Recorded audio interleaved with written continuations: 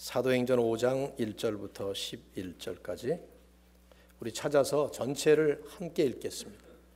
다 같이 전체 본문 다 같이 읽겠습니다. 사도행전 5장 1절부터 11절 시작. 아나니아라 하는 사람이 그의 아내 삽비라와 더불어 소유를 팔아 그 값에서 얼마를 감춤해 그 아내도 알더라. 얼마만 가져다가 사도들의 발 앞에 두니 베드로가 이르되 아나니아야 어찌하여 사탄이 내 마음에 가득하여 내가 성령을 속이고 땅값 얼마를 감추었느냐. 땅이 그대로 있을 때에는 내 땅이 아니며 판 후에도 내 마음대로 할 수가 없더냐. 어찌하여 이 일을 내 마음에 두었느냐.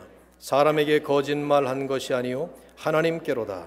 아나니아가 이 말을 듣고 엎드러져 혼이 떠나니 이 일을 듣는 사람이 다 크게 두려워하더라.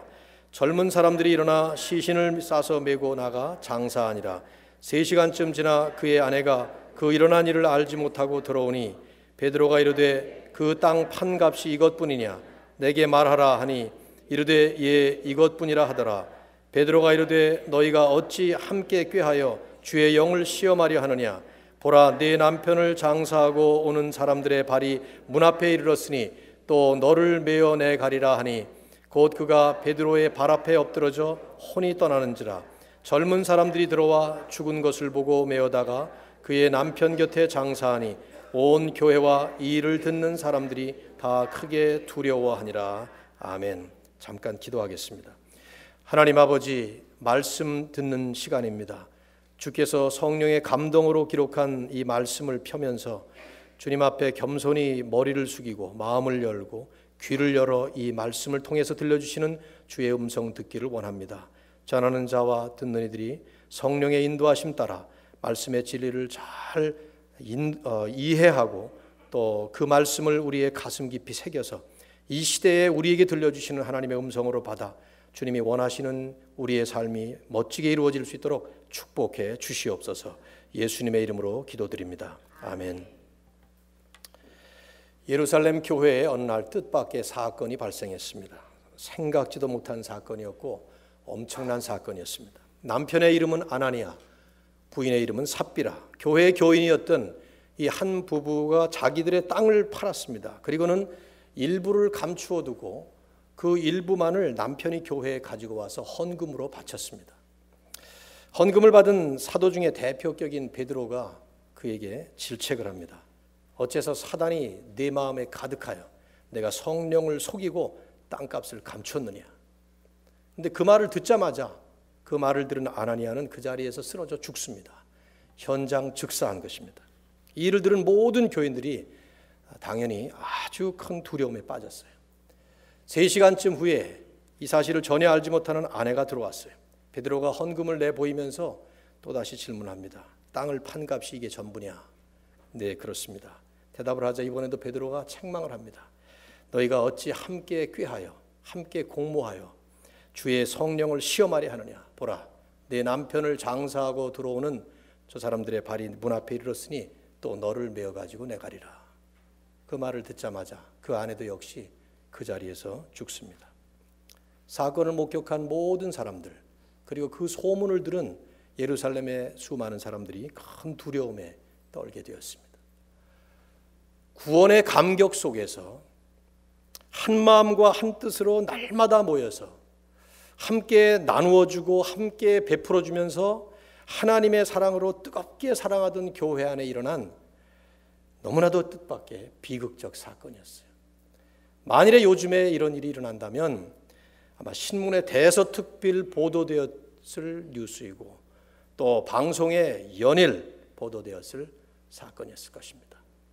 우리는 오늘 이 본문의 사건을 대할 때 자연스럽게 우리의 마음속에 몇 가지 의문점이 일어나기 마련이에요. 여러분도 그렇고 저도 그렇습니다. 많이 들어서 아는 내용이지만 여전히 아마도 여러분의 마음속에 이런 질문들이 있을 겁니다. 첫째로 아나니아와 삽비라의 잘못이 뭐냐 하는 것입니다. 자발적으로 자기 땅을 팔아서 자발적으로 교회에 가지고 와서 헌금을 했어요. 그 중에서 일부를 남겼다고 해도 그게 어떻게 죄가 되겠습니까? 자기 땅을 팔아서 자기가 헌금을 했는데 이게 무슨 죄가 되느냐 이 말이에요. 왜냐하면 요즘 돌아가는 세상 상식으로 볼 때는 이건 전혀 죄라고 말할 수 없는 거예요. 우리 사회에 자주 무리를 빚는 사건들을 보십시오. 한국을 생각해 보세요. 남의 돈, 나라 돈을 수십억, 수백억을 횡령해 먹는 일이 아주 비일비재한데, 이거야말로 자발적으로 자기 땅을 팔아서 자기가 가지고 와서 교회에다 헌금을 한 거예요. 그 중에 얼마를 좀 안 했다고 하더라도 땅 팔면 그거 다 바쳐야 됩니까? 그런 법이 세상에 어딨냐 이 말이죠. 아나니아와 삽비라의 죄가 뭐냐 하는 게 첫 번째 질문이에요. 두 번째 질문은 이와 관련해서 설사 그 안에 무슨 잘못이 있다고 합시다. 어떤 죄가 있다고 하자고요. 그렇다 치더라도 이게 어떻게 죽을 죄냐 이 말이죠. 극악무도한 죄를 짓는 사람들도 뻐젓이 살아있는 그런 세상에 이런 정도의 잘못이 있다고 하더라도 이런 벌을 받아야 되냐 이 말이죠. 현장 즉사로 즉결 심판을 받는 이런 죄, 이게 도대체 뭐냐 이 말이죠. 어떻게 보면 우리 생각을 가지고 성경을 읽다 보면 성경이 우리에게 탁 다가오는 인상이 있어요. 근데 오늘 본문을 보면 본문에 나오는 베드로가 다분히 요즘에 그 사이비 교단의 교주 같은 그런 인상이 있어요. 그렇죠? 여러분 참 좋은 분들이네. 저는 성경 보면서 그런 인상이 있어요. 베드로가 이게 뭐 말도 안 되는 짓을 하는 것 같다 이 말이죠. 그래서 어떤 사람들은 실제로 성경 해석을 그렇게 하는 경우도 있습니다. 베드로를 정죄하는 것이죠. 베드로가 자기가 가지고 있었던 영력을 부당하게 발휘해서 지금 이 두 사람이 죽은 것이다. 베드로는 이적을 일으키는 그런 그 영역이 있었잖아요. 오늘 이제 사도들이 하는 걸 보면은 우선 베드로가 어떤 초자연적인 능력으로 이적을 행사해서 아나니아와 삽비라를 저주해서 그들이 죽은 것은 아닙니다. 오늘 본문을 가만히 보세요. 이제 9절에 아내인 삽비라에게 베드로가 하는 그 말 속에 다소 저주 비슷한 뉘앙스가 담겨져 있는 건 사실이에요. 9절을 보시면은 너희가 어찌 함께 꾀하여 주의 영을 시험하려 하느냐. 보라, 내 남편을 장사하고 오는 사람들의 발이 문 앞에 이르렀으니 또 너를 메어내가리라. 이게 그 사람을 저주하는 것 같긴 하지만 그러나 이건 그 사람을 죽으라고 저주한 것이 아니라 너도 이제 죽게 된다 하는 걸 일종의 예언으로 발표한 것뿐이죠. 여러분이 본문의 문맥을 가만히 보시면 문맥이라는 건 컨텍스트라는 건 앞뒤 흐름을 보라는 얘기입니다. 이 사건의 결과는 우리가 이런 인상을 받는 것과는 정반대로 오히려 교회에 대단히 긍정적인 결과를 만들어냈어요. 12절 보세요. 12절 말씀. 사도들의 손을 통하여 민간의 표적과 기사가 많이 일어나매 믿는 사람들이 다 마음을 같이 했다. 오히려 사도들을 통해서 계속 역사가 일어났고 오히려 교회는 믿는 사람들이 마음을 같이 해서 모였어요. 질적, 영적 연합이 더 이루어진 거예요.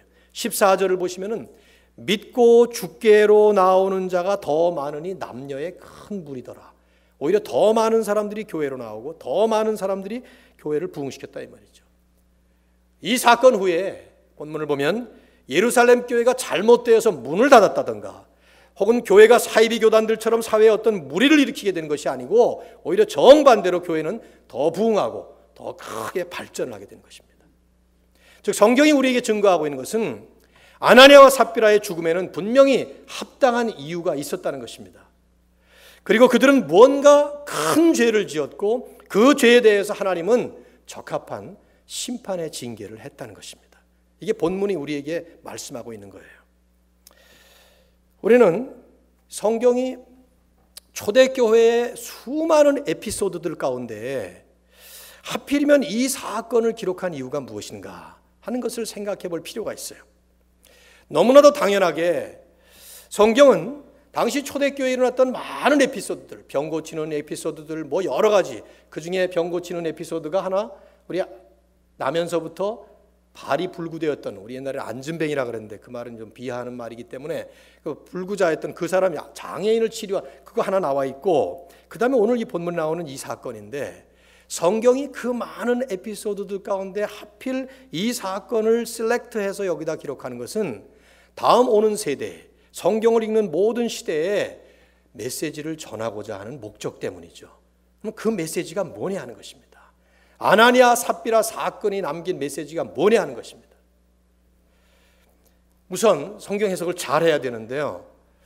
이 해석이 참 중요해요. 성경은 해석을 그냥 어느 날 무슨 점쟁이 점치듯이 성경을 펴가지고 그걸 나한테 적용해버리면 안 되는 거예요. 그날 상황에 따라서 느낌대로 성경을 해석하면 안 되는 거예요.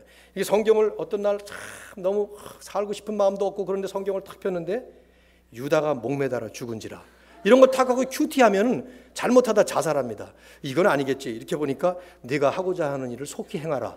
이런 식으로 연결돼가지고 자기 뜻, 자기 느낌대로 성경 해석해 적용하면 안 되는 거예요. 성경은. 이 본문은 헌금에 대한 교훈이 있기는 하지만 헌금이 주제는 아닙니다. 헌금을 할 때는 이렇게 해라. 땅을 팔았으면 반드시 다 드려라. 그거 아닙니다. 또 교회 징계에 대한 교훈이 이 안에 담겨져 있긴 해요. 그러나 역시 교회 징계가 주제도 아닙니다. 이 사건을 가지고 잘못한 교인들을 징계하는 일에 교회가 사용해서는 모델 텍스트가 아니라 이 말이에요. 그건 딴 본문에 나와요. 저는 아주 여러 번 어렸을 때부터 교회 다니면서 교인들이 헌금을 작정한 다음에 그 작정 헌금을 내지 않는다고 이 본문을 가지고 설교하면서 드립다 때리는 그런 설교들을 많이 들어왔어요. 제가 옛날에 다녔던 우리 모교회를 이렇게 얘기를 해서 죄송합니다마는 그 시대가 그랬어요. 건축헌금을 작정해 놓고 연말에 가면은 이름을 부릅니다. 김정숙 권사, 우리 어머님이에요. 김정숙 권사 300만 원 작정하고 150만 원 아직 안 했습니다. 미납했습니다. 아무개 장로, 아무개 이걸 연말에 공동회의 때 이름을 불렀고 그 다음에 주보에다가 이렇게 발표를 하고 그랬어요. 옛날에 제가 청소년 때 교회를 떠나지 않은 게 하나님의 은혜예요. 그거 보면서 그러면서 아나니아와 삽비라를 보라고 막 이렇게 저처럼 소리를 치면서 그런 얘기를 한심하기 그지없죠. 지금 생각해보면 이 성경이 절대로 그런 얘기가 아니에요. 헌금 얘기나 교회 징계 얘기가 이 안에 담겨져 있는 건 사실이지만 그게 결코 성령이 누가를 통해서 이 성경에 기록한 본문의 핵심 주제가 아니라 이 말이에요.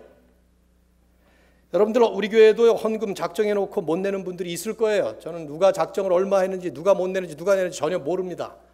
여태까지 목회하면서 그걸 봐본 적이 없거든요. 작정하고 헌금을 작정하고 내지 않는 것은 이건 옳지 않은 것이지만 못 낼 수는 있어요. 형편이 안 되면 못 낼 수 있습니다. 그거 못 낸다고 하나님이 아나니아 삽비라처럼 어느 날 골프 치다가 골프공에 맞아 죽든지 번개 맞아 죽든지 그러지 않습니다. 못 내면 괜찮아요. 나중에라도 열심히 내면 좋고 못 내도 괜찮다 이 말이죠. 이 사건의 교훈을 잘 우리가 분석을 하고 해석을 해야 되는데 이 사건은 두 가지 질문을 하면서 답변을 할 때 분명히 성경이 증거하고자 하는 교훈을 우리는 정리할 수 있어요. 첫째 질문은 아나니아와 삽비라의 죄에 관한 질문입니다. 다시 질문해 보세요. 이들의 죄가 뭐냐 이거예요. 무슨 죄냐 이것이죠. 그 죄. 둘째는 아나니아와 삽비라의 죽음에 대한 질문입니다. 이들이 왜 이렇게 죽어야 했는가 하는 것이죠. 하나님의 심판일 텐데 왜 이토록 가혹한 심판을 받았느냐 하는 것입니다. 첫 번째, 아나니아의 삽비라의 죄가 무엇인가? 본문을 자세히 살펴보십시오.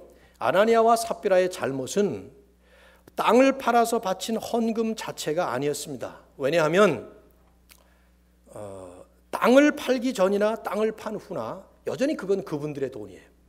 그래서 베드로도 그걸 분명히 말씀하죠. 어디 나옵니까? 4절에 나와요. 자, 4절 여러분 읽어보십시오. 다 같이 시작.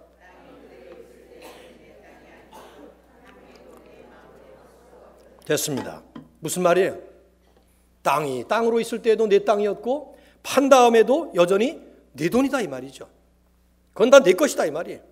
그러니까 이것은 헌금 자체를 가지고 얘기하는 게 아니에요. 그게 교회 돈이 아닙니다. 그들이 바쳐서 교회에 보고 쓰라 그러면은 교회 돈이 되고 구제를 할 것 같으면 구제 그렇게 되는 것이지만 안 바쳐도 되는 거라 이 말이죠. 전혀 이런 강제성이 없어요. 그런 의미에서 볼 때는 이건 단순한 탐욕의 문제도 아니었어요. 많은 분들이 이걸 해석하면서 아나니아와 삽비라가 돈에 대한 욕심 때문에 이렇게 되었다. 글쎄, 아나니아와 삽비라의 마음에 땅을 팔고 나니까 판돈에 대한 아까움이나 아쉬움이 있었겠죠. 어쩌면 그들이 땅을 팔 때에는 땅값이 이렇게 더 많이 나가는 줄 몰랐어요. 10만 불 정도밖에 안 되는 줄 알았는데 아이고 시장에 내놔보니까 이게 100만 불짜리라 1000만 불짜리야. 그러니 그 팔고 난 다음에 마음에 내가 괜한 마음을 먹었구나. 그래서 그냥 반 뚝 떼서 바치고 반 이랬을 수 있겠죠.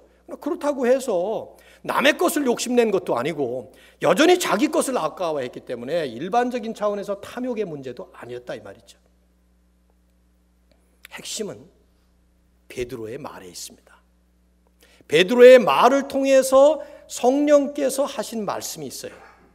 3번이나 반복해서 강조한 이 베드로의 신랄한 정죄를 주목해야 해요. 자, 3절 다시 보십시오. 베드로가 이르되 아나니아야 어찌하여 사탄이 내 마음에 가득하여 내가 성령을 속이고 땅값 얼마를 감추느냐. 땅값을 감춘 것이 그 동기가 사람의 눈에는 그렇게 안 보였지만 베드로가 성령의 인도하심을 따라서 보았더니 사탄이 마음에 가득하여 성령을 속인 것이었다 이 말이에요. 그것이.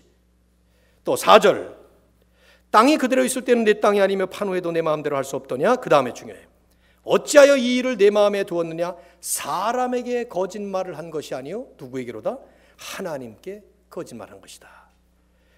삽비라에게도 같은 말씀을 해요. 9절에 보십시오. 부인에게 베드로가 이르되 너희가 어찌 함께 꾀하여, 이 둘이서 같이 의논한 거예요. 그것을 주의 영을 시험하려 하느냐, 성령을 시험하려 하느냐. 즉 이들은 성령을 속이고 하나님께 거짓말을 한 것이라는 겁니다. 그래서 결과적으로 성령을 시험한 셈이 됐다는 것입니다. 무슨 말입니까? 이들이 땅을 팔아서 그 땅 판값의 일부를 감추고 그것을 전부라고 사람들에게 발표하고 교회에다 냈을 때 그것은 그 시점에서 사람들이 보기에는 자비로운 행위였어요. 사람들이 보기에는 대단히 제너러스한 이런 거 헌금이었다 이 말이죠.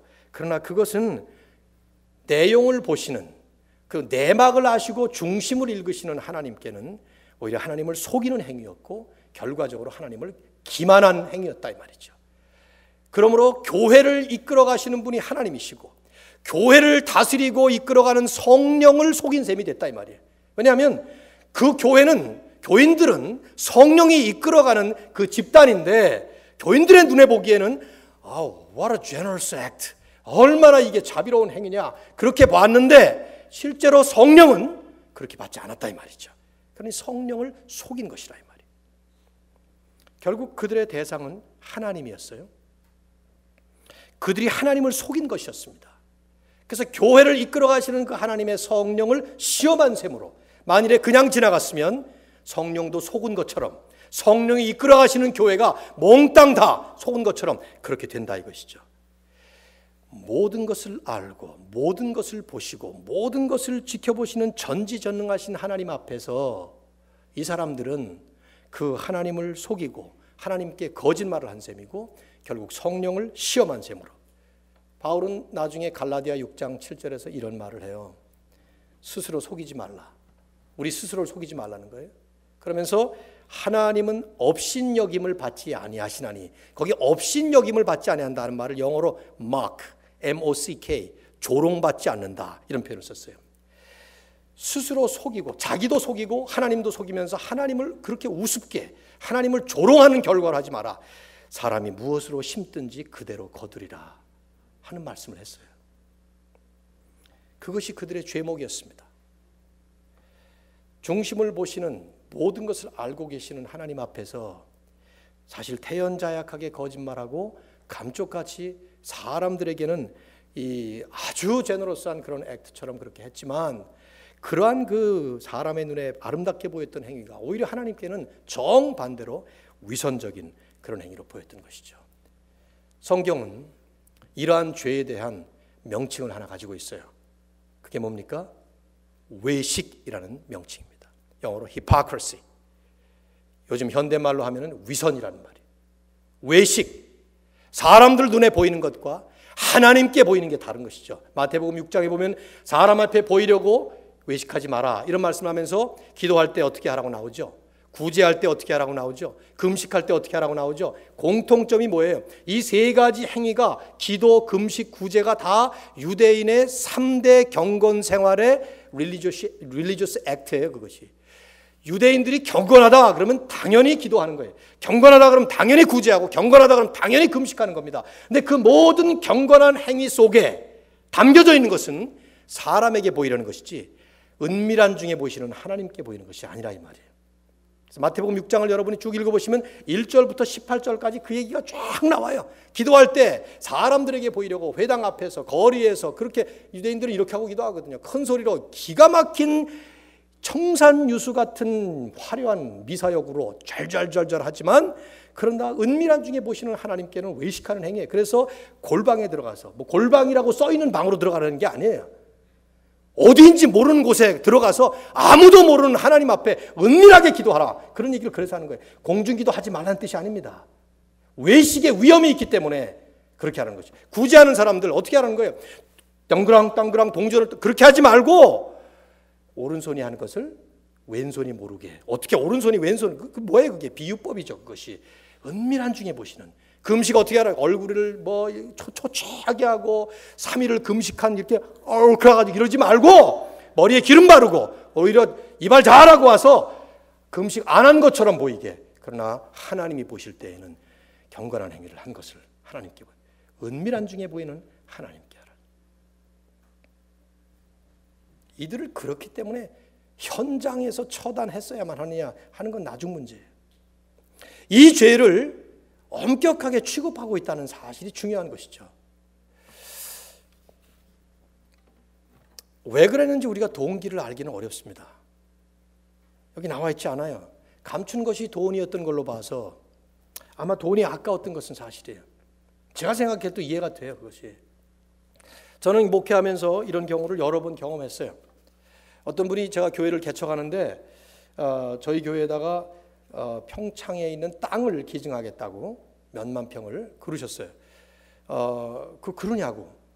저는 뭐 그런 거 가지고 이렇게 감동을 별로 안 봐서 이게 참 제가 잘못인데 막 내가 감동하고 좋아서 매일 전화해주고 이랬어야지 그 땅을 얻어받는 건데, 근데 뭐 별로 뜻들음해서 그랬는지 본인이 그랬습니다. 교회에다가 헌금하겠다고, 바치겠다고. 근데 뭐 지금까지 깜깜무소식이죠. 근데 제 생각엔 그래요. 그 다음에 아까웠으니까 그랬을 거라고 생각하고 원망 안 합니다. 우리 마음이 다 그러니까 말이죠. 어쩌면 그랬는지도 몰라요. 아니면 모든 사람들이 다 하니까 4장 32절에 보면 자기도 영웅심이 발동해서 그랬을 수 있죠. 그래서 많은 부흥사들은 감동을 시켜가지고 그 시간에 그 현장에서 헌금 작정하도록 하는 일들이 옛날에 많이 했잖아요. 제가 옛날에 부흥회 참여하면은 70년대 그때 참여하면은 어떤 마음을 가져, 속으면 안 돼, 여기서 너무 감동받다가 큰일 나, 막 내가 가진 거 다 날라가, 이런 생각하면서 막 그냥 너하고 싸우는 싸움을 많이 싸웠어요. 옆에 있는 어머니까지 찌르면서 어머니도 가만히 계시라고 막 작정하려고 그래. 우리 집에 빚더미에 올라 있는 집인데 못하게 하고 막 그런 적도 있어요. 분위기 때문에 그럴 수 있죠. 바나바가 헌금한 것이 기록이 되어 있으니까. 그래서 모든 사람들이 바나바 우러러 보니까 어쩌면 자기도 칭찬받고 싶어서 그랬는지 모르죠. 근데 우리가 보면은 성경이 이 동기를 기록하지 않습니다. 왜 그 동기를 기록하지 않을까? 기록했으면 좋았을 거잖아요. 우리도 적용할 수 있기가. 그런데 복합적인 인간의 그 복잡한 마음을 성경이 그렇게 기록하지 않았을 수도 있고요. 더 중요한 건 성경이 의도적으로 이들의 그 동기 자체가 숨은 동기로서 드러나지 않았다는 그 사실 자체를 오히려 우리에게 보여주는 거죠. 수없이 드러나지 않는 숨은 동기들이 우리의 삶 속에 있는 것을 오히려 은근히 imply 하는 거예요. 암시하는 것이죠. 중요한 건 이겁니다. 동기가 뭐든 간에 그들이 하나님을 속였다는 것입니다. 그게 하나님께는 대단히 아주 잘못된 악행이었고 사람들에게는 별것 아닌 것 같았어요. 사람들에게는 오히려 아름다운 것 같이 보였어요. 근데 하나님께는 크나큰 외식의 죄였다는 것입니다. 저는 오늘 큰 그림을 그리는 설교를 하고 있습니다. 다음 주에 세부적인 교훈을 적용시키는 말씀을 같이 나눌 겁니다. 근데 이제 먼저 우리는 복음서에서 주님께서 이 외식의 죄를 얼마나 신랄하게 책망하셨는지를 잘 볼 필요가 있습니다. 여러분, 예수님이 복음서에 보시면 받아들이시지 않은 죄인들이 있던가요? 매춘부도 받아들였어요. 세리도 받아들였습니다. 모든 사람을 다 받아들이는 인상이 역력하죠. 아무나 와라, 내가 다 받아준다, 그렇죠. 근데 특징이 뭡니까? 공통점이 다 마음을 열고 심령이 가난한 자가 되어서 주님께 나오는 사람은 어떤 죄라도 다 받아들인 거예요. 그런데 한 종류는 안 받아들였어요. 누구죠? 바리새인과 서기관이 아니고 그렇게 클래스를 만들지 마시고 외식한 사람들. 왜냐하면 바리새인 중에도 니고데모, 니고데모하고는 밤새 심야 토론도 하셨잖아요. 요한복음 3장에 보시면은 바리새인을 안 받아들인 게 아니고 그 중에 외식하는 자들. 다음 주에 이거를 우리가 다룰 겁니다. 좀 더 적나라하게. 그런데 외식하는 사람들은 안 받아들였다는 게 중요해요. 왜? 외식하는 경우에는 결국은 그것은 겸손하게 당신의 은혜, 하나님의 은혜가 내게 필요합니다 하고 나오는 것이 아니고 오히려 어떤 것입니까? 겉으로 보여지는 그 모습은 내가 잘하고 있다고 생각하는 것이죠. 그래서 그 안에 심령에는 없는 거예요, 그것이. 이게 외식의 문제점은 자신의 외식을 인식하지 못한다는 데 있어요. 왜냐하면 생활 자체가 경건하기 때문에, 종교적인 경건성이 그 안에 있기 때문에 그 종교 행위에 속고 사는 거예요. 기만당하는 것입니다. 자기가 속이지 말라 하는 말씀이 그 말이에요. 그래서 자기는 자신이 하고 있는 그 경건 생활이라고 하는 것, 그 종교 그 행위와 종교 생활 때문에 은밀한 중에 보시는 하나님 앞에 서 있는 자기 자신의 적나라한 모습과 겸손하고 진실한 그 자세를 갖추기가 어렵다 이 말이죠. 그럴 때 스스로 속는 거예요. 나는 경건하다고. 그리고 나아가서는 남들을 비난하죠. 외식하는 사람이 따로 있는 게 아닙니다. 우리 모두가 다 외식의 위험에 언제나 놓여 있습니다. 언제나. 어저께는 경건했지만 오늘은 경건이 아닌 외식으로 빠질 수 있다 이 말이죠. 저는 한때 깊은 외식 생활에 빠졌던 데가 있어요. 제가 이런 얘기를 하면은 저를 멸시하라고 이런 얘기 하는 거 아니에요. 여러분에게 아픈 추억을 함께 나누면서 여러분이 공감을 하라는 얘기죠. 중학교 3년, 고등학교 3년, 대학교 4년, 군대 생활 그 중에서 3년이 있었으니까 그걸 빼더라도 말이죠. 이 10년 동안 새벽 기도회를 빠진 적이 없어요. 고등학교 2학년 때는 여름방학 2개월 동안에 성경 15번 통독했습니다. 매일 시간 앉아서 성경 읽고 그리고 교회 예배에 빠진 적이 없어요. 제가 새벽 기도를 너무 못하죠. 우리 교회에서는. 체질적으로 새벽이 안 맞아요. 그런데 10년 동안을 새벽 기도를 한 번도 안 빠졌으면 얼마나 철저하게 제가 했겠는가 생각해 보세요. 뭐를? 종교 생활을. 근데 뭐가 나타났을까요? 새벽 기도에 나오면 다 세어봅니다. 오늘은 한 20명 나왔구나. 누구 나왔나 보자. 장로 중에 아무개는 안 나왔다 오늘도. 예배 시간에 앉아 있으면은 성가대가 우리는 이쪽에 있었어요. 이쪽에 이렇게 이쪽을 보고 있었죠. 그럼 앉아서 목사님 설교를 듣지만은 목사님의 설교는 잘 안 들어와요. 그건 나한테 해당되는 게 아니거든. 요건 누가 들어야 되는데 이렇게 듣죠 항상. 그리고 성가대에 앉아서 조는 사람 세고 있습니다. 이게 외식이에요. 나의 종교 행위에 나는 속고 사는 거예요. 내가 예배에 참석했기 때문에 내가 예배자라고 착각하는 거예요.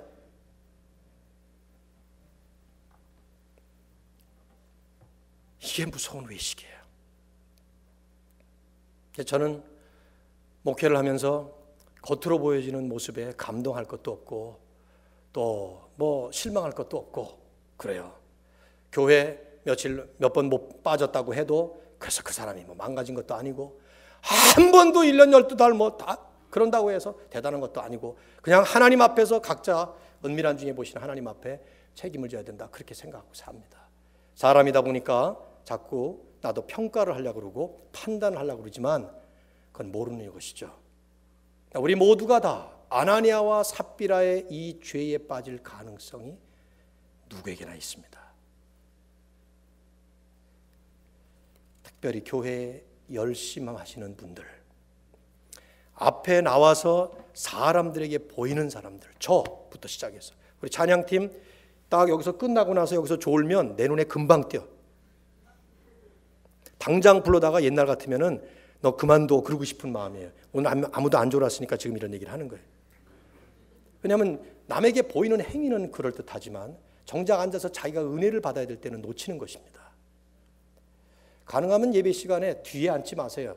앞자리가 있고 뒷자리가 있다 보니까, 근데 어느 날 나는 이런 역사가 일어났으면 좋겠어요. 교회에 앞자리를 차지하려고 10분 전에 갔는데 벌써 다 차버렸어. 그 다음 주에 20분 전에 와 또 차버렸어. 30분 전에 와 또 차버렸어. 그래서 저녁 내내 처리하면서 앞자리 차지하려고. 여러분, 영화 개봉하면 어떻게 돼? 영화 개봉하면 스타워즈 그까지 영화 보느라고 줄치고 장사진을 치고 줄치고 있더라고요. 나는 그런 역사가 교회에 일어났으면 해. 이 앞자리를 차지하려고 어젯밤부터 기다리면서 있는 사람 이랬으면 좋겠다는 생각이 드는데, 제일 먼저 온 사람이 맨 뒤에 앉아가지고 있으면 어떤 일을 합니까? 팔짱 딱 끼고 앉아가지고 오늘은 누가 10분 지각, 오늘은 누가 20분 지각, 저 앞에 머리가 좀 끄덕끄덕한데 저거 누구지, 예배 끝나고 한번 가서 확인해야지, 뭐 이런 생각. 제가 제 아내 보고 처음에는 목회 시작할 때 뒤에 앉아서 그래도 뭐 교인들 관리도 하고 그래야 되니까 하라고 얘기했지만, 이것이 외식의 첩경이기 때문에 이제부터는 앞에 앉아서, 맨 앞에 너무 앉아가지고 눈 튀게 하진 말고 앞에서부터 넷째 줄에 앉아가지고, 이제 이걸 다 얘기해버렸으니 뭐, 그래서 넷째 줄에 앉아서 언제나 은혜부터 받아라. 울지만 말고, 제발. 울면은 교인들이 부부싸움 한 줄로 또 오해하니까 울지만 말고. 외식 때문이에요. 외식. 또 하나 살필 것은 아나니아와 삽비라의 죽음 문제죠. 왜 이렇게 죽어야 했는가? 아나니아와 삽비라가 죽은 것은 분명히 하나님의 심판이었습니다. 그리고 그들이 이런 심판을 받았던 1차적인 원인은 그들이 지었던 외식이라는 죄가 그만큼 심각한 죄였기 때문이에요. 그러나 대답해 보십시오. 스스로에게. 그렇다고 해서 여러분 생각해 보세요. 하나님께서 외식하는 사람들마다 다 죽인다면, 하나님께 거짓말하는 사람마다 다 죽인다면, 이렇게 심판하신다면 살아남을 사람이 몇 명이나 될까요? 제가 생각할 때는 교회 예배 드릴 때마다 저 구석에서 그냥 하고 나서 심장마비에 걸려서 죽는 사람 하나 나오고, 매주마다 줄초상 치를 것 같아요, 제 생각에는. 왜냐하면 그다가 저도 마찬가지죠. 설교하다 말고 하고 나서 죽는 날이 있을지 몰라요. 나는 외식을 안 하냐? 마찬가지죠. 이게 외식죄마다 심판하신다, 그 뜻이 아니에요. 하나님이 아나니아와 삽비라를 이렇게 심판하신 이유가 있습니다. 그것도 이렇게 현장에서 이런 식으로 즉결 심판을 내리신 것은, 잘 들으십시오, 첫 번째 교회였던 예루살렘 교회의 특수한 역사적 상황 때문이었어요. 역사적인 상황. 예루살렘 교회, 이 교회는 첫 번째 교회였습니다. 자, 주님이 교회를 세우실 때 어떻게 세우셨습니까? 다음 주에 외우실 말씀이죠. 마태복음 16장 16절에 보면, 내가 이 반석 위에 내 교회를 세우리니, 유념하세요. 그 표현에 I will build my church. 내가 내 교회를 세우겠다. 누가? 좀 따라 좀 하세요. 누구의 교회?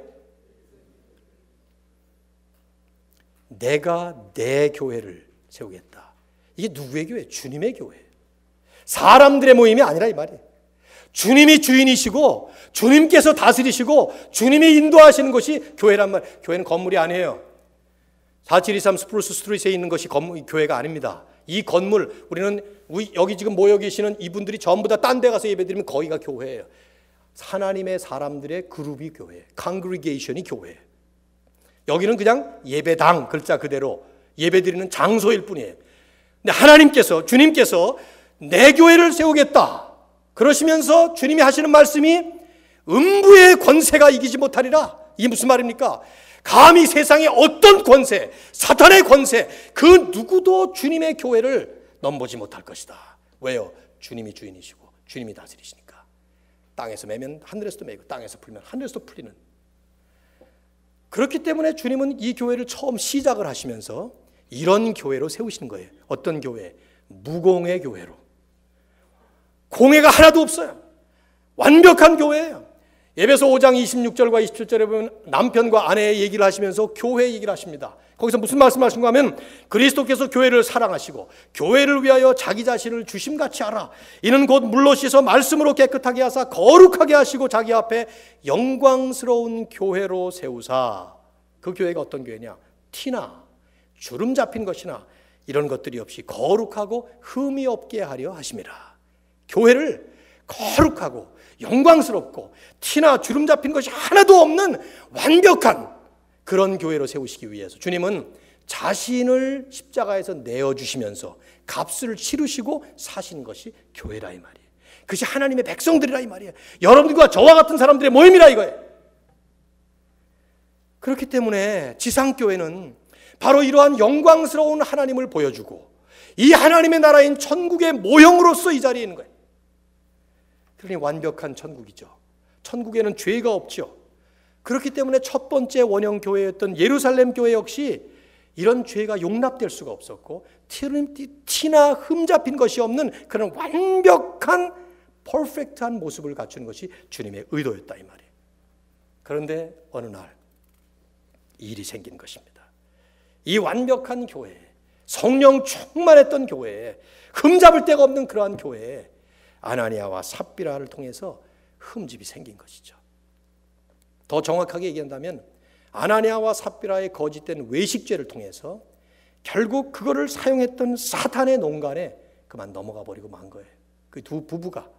그래서 베드로는 정확하게 그것을 지적하는 것입니다.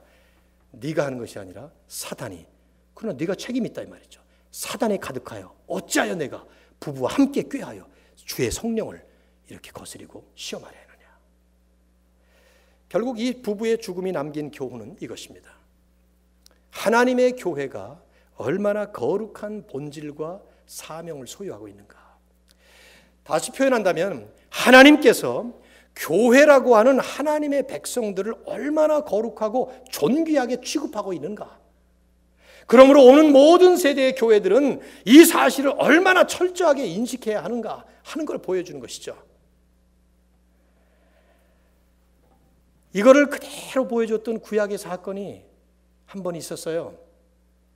여러분 여리고 성을 점령할 때 어떤 일이 일어났는지 성경으로 여러분이 보셨습니까?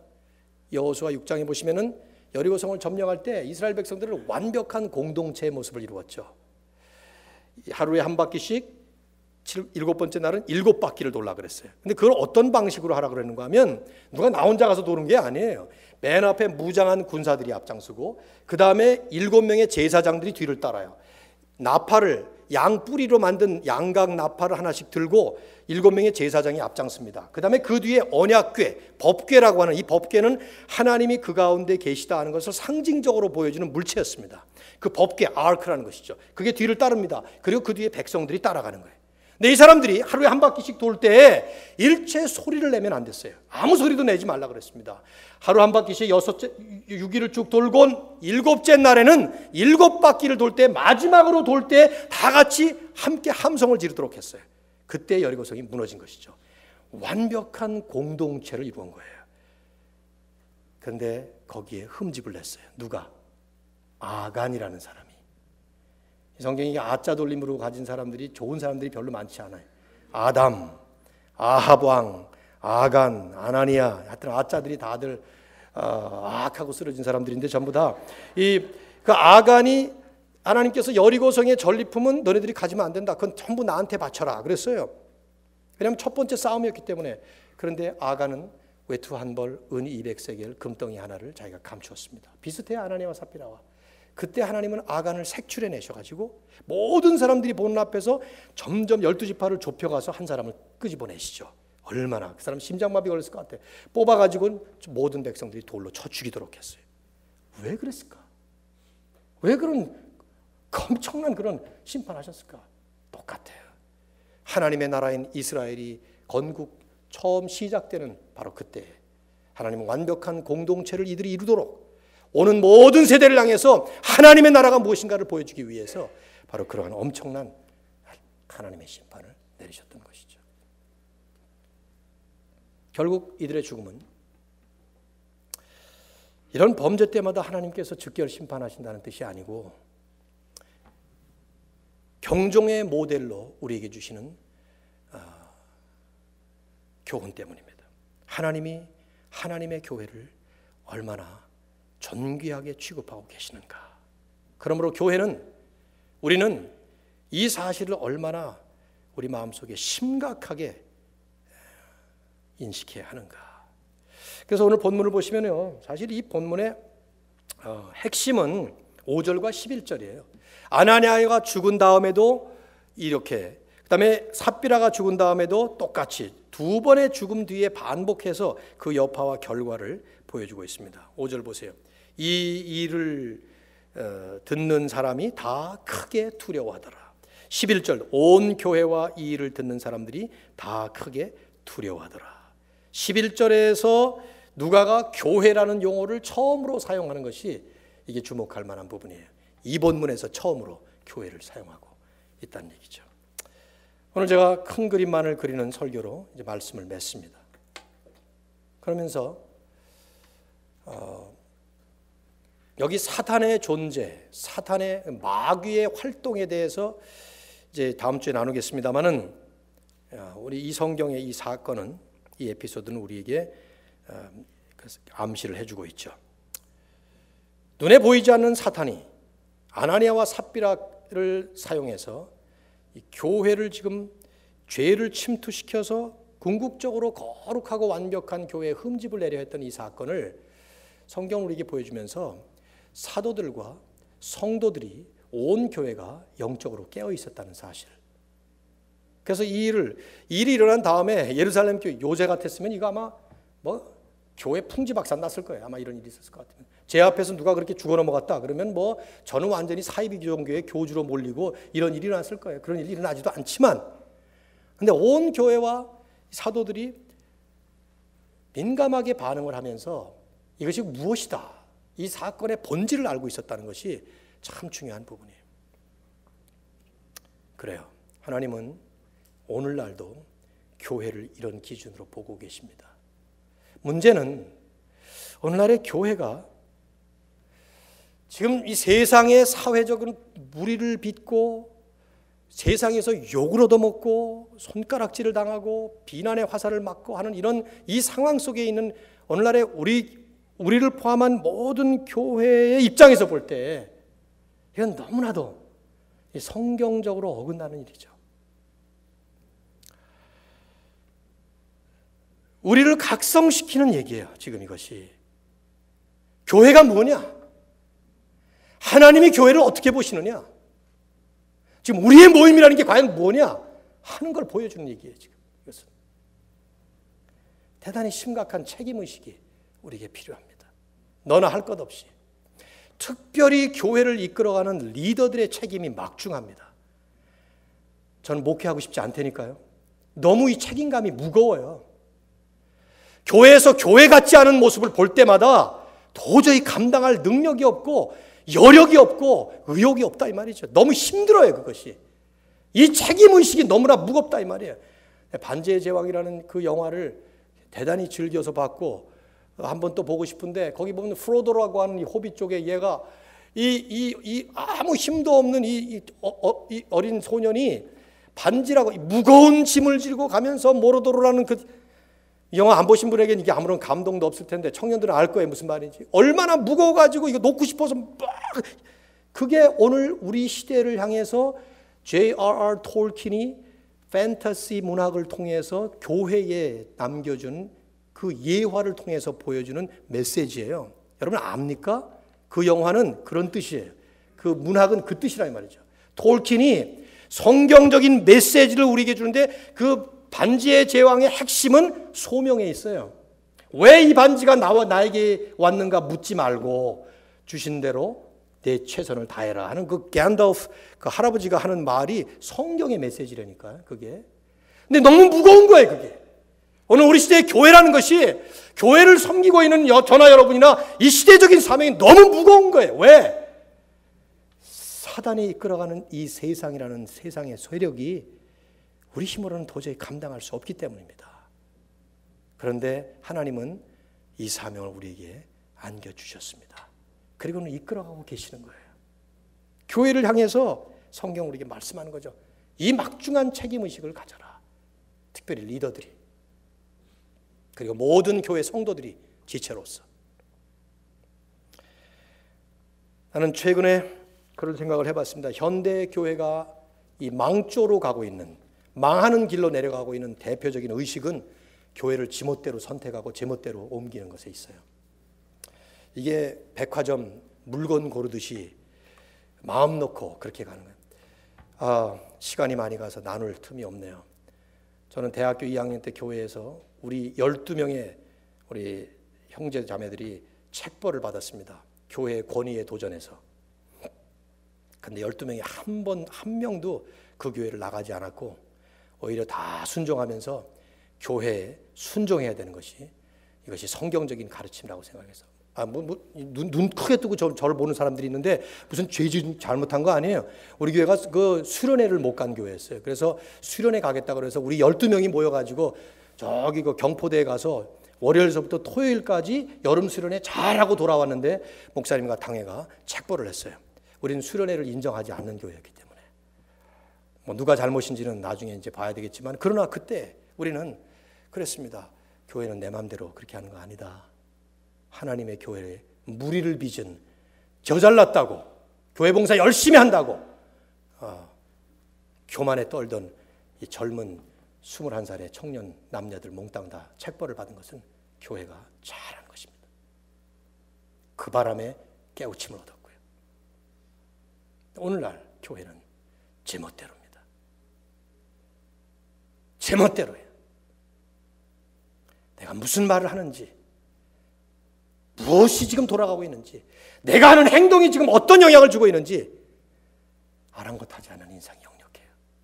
그래서 세상은 교회를 바라보면서 여기 5절과 11절처럼 거룩한 경외감에 휩싸이는 법이 없고 교회를 끌끌 혀를 차면서 비난하고 조롱하고 있죠.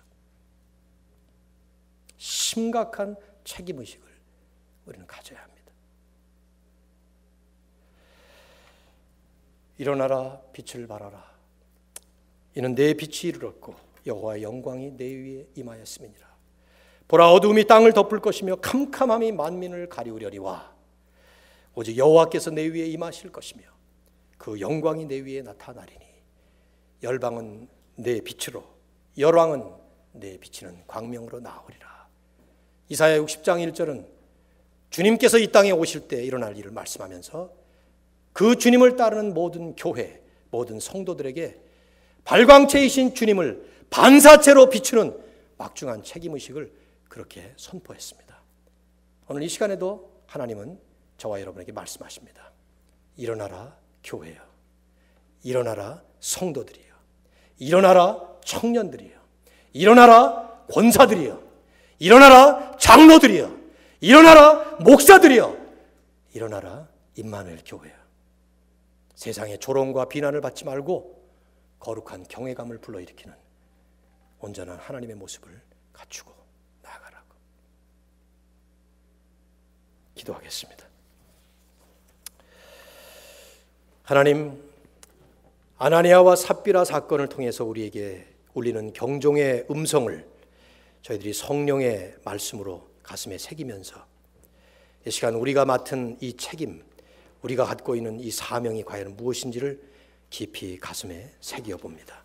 주님, 샘물이 흘러나오듯 청년들을 일어나게 하여 주시고 맑은 윗물이 되어서 아랫물을 맑히는 윗물들이 되도록 교회 지도자들을 새롭게 만들어 주시옵소서. 그래서 임마누엘 교회부터 변화되게 하시고 이 자리에 서 있는 저와 이 자리에 모인 우리 모두가 하나님께서 원하시는 그 하나님의 거룩함을 이 땅에 펼쳐나갈 수 있는 아버지 하나님의 뜻을 이루어가는 하나님의 사람들로 다시 세워짐을 받을 수 있도록 인도해 주시옵소서.